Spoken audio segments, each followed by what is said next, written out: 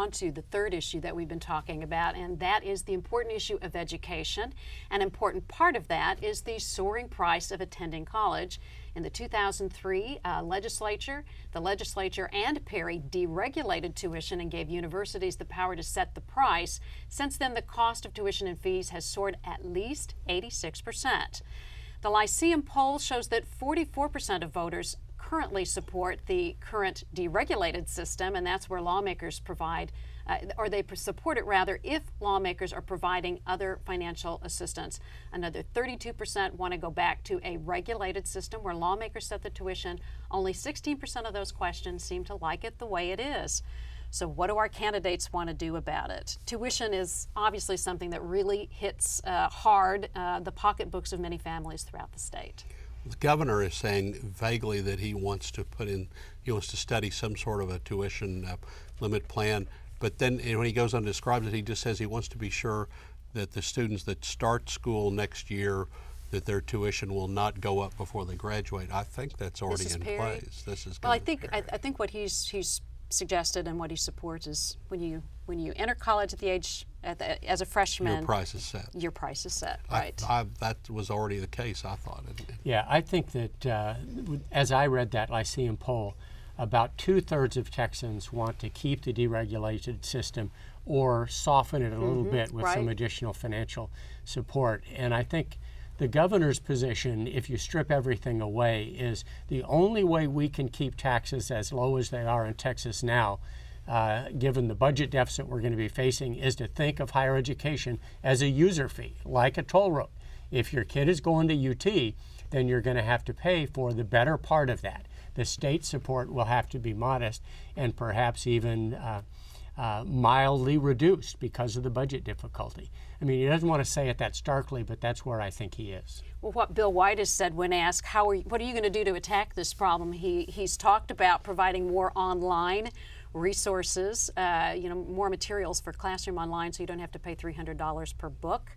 And in addition to that, he said, well, maybe we can cut the cost of tuition and fees if you're willing to provide public service, work in a public service job once you graduate and get your degree.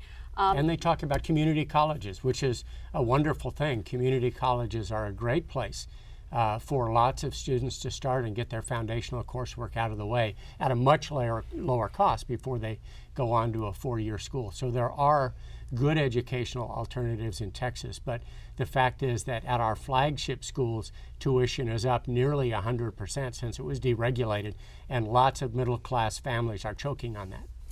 In the time left, I want to talk about what I think is often the most decisive issue in a campaign, and that's integrity. Who do voters trust? Who do they think will really represent their issues and do what they say they're going to do? And time and again, we look at polls election after election, and that's what resonates. Do you trust the person? So I want to ask each of you, are there things we know about these two candidates, Bill White, Rick Perry, that would lead us to trust them, or maybe not so much? Well, Shelley, I think that Perry has been a figure in Texas for so long. He's been in office literally since the last century. When he became governor, it was still the 20th century.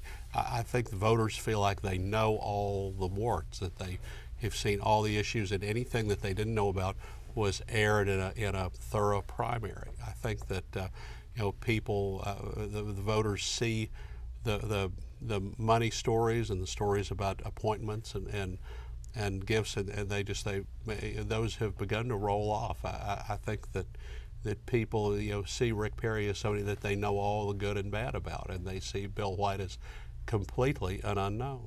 Well, Bill White, there is one issue that's sort of out there that Bill White is having to deal with respect to integrity, and that is, why didn't you release those taxes from 93 to 95 when you worked for the Clinton administration? Cal, what can we say about that? Is that a problem for him? Well, it's a problem in the sense that Rick Perry has used his unwillingness to release those taxes back to 1993. And I always say that if Bill White had released those taxes, Rick Perry would have come back and said, yeah, but you had that lemonade stand when you were 11. Mm-hmm. Well, did you pay taxes on that income? So I think that it was a mistake for the White campaign not to put those tax forms out, because then Rick Perry would have had less to dodge a debate with. But I think when people look at Bill White, the idea of a lack of integrity doesn't really occur because he looks like a fairly straightforward guy. I think the questions about Perry bite a little bit because you do have the question of the $10,000 a month mansion.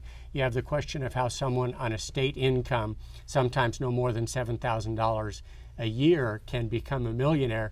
You have the property sales, and now you have the appointments, contributions, and the connection between those two things. And Perry is running inside the margin that you would expect for a Republican in Texas, and he's running not as well as some other statewide officials.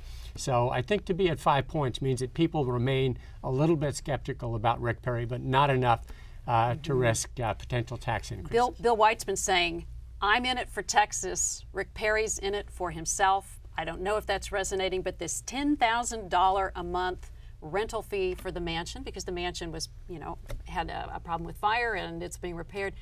Do you think people get that? I mean, does that make people uncomfortable, or do they have a problem with it? I don't think people expect the governor to live in a double wide. Yeah, I think people expect some sort, and that plus they see him as a victim of a fire too. I know people think that it's a lot of money and that it should have been better spent, but I don't think anyone resents renting a home for the governor to live in.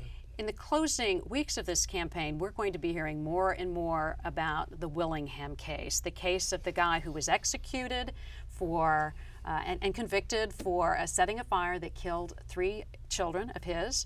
And now there are people outside of Texas and inside Texas who are questioning whether he was innocent or whether he at least was not. It was not shown that he committed the crime. He might be an innocent man who was executed. Is this a problem for Rick Perry? It's a problem, but like many problems, it doesn't seem to be a killer for him. The issue is, as I say about scandals, it's not so much what you did, it's the cover-up after the fact. So I think that people in Texas recognize that we use capital punishment more extensively than any other state in the country. They are comfortable with that, but they hope that all of the processes are carefully followed so that innocent people don't get executed. And the problem for Rick Perry is really replacing a majority of the forensics board just before they were about to report on it. And now, just in yesterday's papers, the report has been pushed back again. And people assume that they're trying to get beyond the election before the details come out. Just real quickly, the Emerging Technology Fund, questions raised about whether he has provided extra opportunities for some of his friends to get some of that money. Problem, but or not? That may be one of the worst problems for him to date, but it still is beyond voters' comprehension. They say, oh, that's money moving around, everybody does it. Okay. Well, thank you very much. I hope we've covered some bases here. 30 minutes goes very quickly, and we do hope this information has helped you better evaluate the leading candidates for governor. You can find links to additional candidate information and a really great fact-checking tool. It's called PolitiFact Texas. You can find those by going to the Voters Voice page of our website, KERA.org. For Cal Jolson and Bud Kennedy, I'm Shelley Koffler.